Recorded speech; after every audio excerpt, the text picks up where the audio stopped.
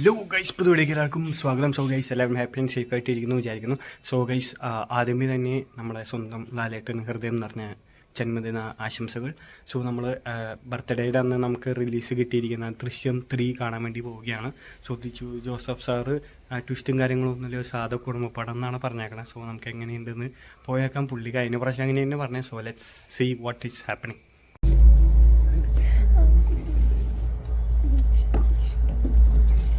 Guys, അപ്പോൾ നമ്മൾ ദൃശ്യം കണ്ടു വന്നിരിക്കുകയാണ്.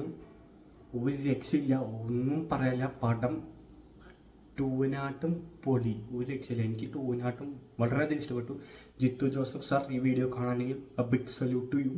ഇങ്ങനെയൊക്കെ എങ്ങനെ കഥ എഴുതാൻ സാധിക്കുന്നു എന്നുള്ളതാണ്. സോ പുള്ളി പറഞ്ഞ സ്റ്റേറ്റ്മെൻറ്റ് ട്രൂ അല്ല ഗൈസ്. ഫസ്റ്റ് ഹാഫിൽ തന്നെ ഒരു കിഡിലൻ, നമ്മൾ പ്രതീക്ഷിക്കാത്തൊരു കിഡിലൻ ട്വിസ്റ്റ് ഉണ്ട്. അതിനുശേഷം പിന്നെ ലാസ്റ്റൊക്കെ ആകുമ്പോഴത്തേക്കും ട്വിസ്റ്റ് സീനാണ്.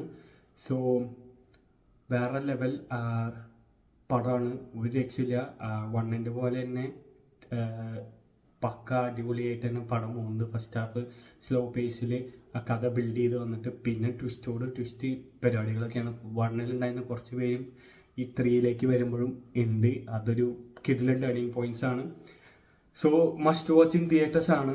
എനിക്ക് 2വിനാട്ടും കൂടുതൽ ഇഷ്ടപ്പെട്ടതായിട്ട് എനിക്ക് ഫീൽ ചെയ്തു. സോ നിങ്ങളുടെ അഭിപ്രായം നിങ്ങൾ കണ്ടുവരാണെങ്കിൽ താഴെ കമൻറ്റ് ചെയ്യാൻ മറക്കരുത്. സോ പടം കിടുക്കിയിട്ടുണ്ട്, മസ്റ്റ് വാച്ച് ഇൻ തിയേറ്റേഴ്സ് ആണ്. ലാലേട്ടൻ്റെ ബർത്ത്ഡേയുടെ അന്ന് ഇറക്കിയത് വെറുതെ അല്ല, പടം ടോപ്പ് നോച്ചാണ്. സോ ദൃശ്യം 1 100 കോടി അടിച്ചു, ഇതൊരു 200 കോടി അടിക്കട്ടെ എന്ന് ആശംസിക്കുകയാണ്.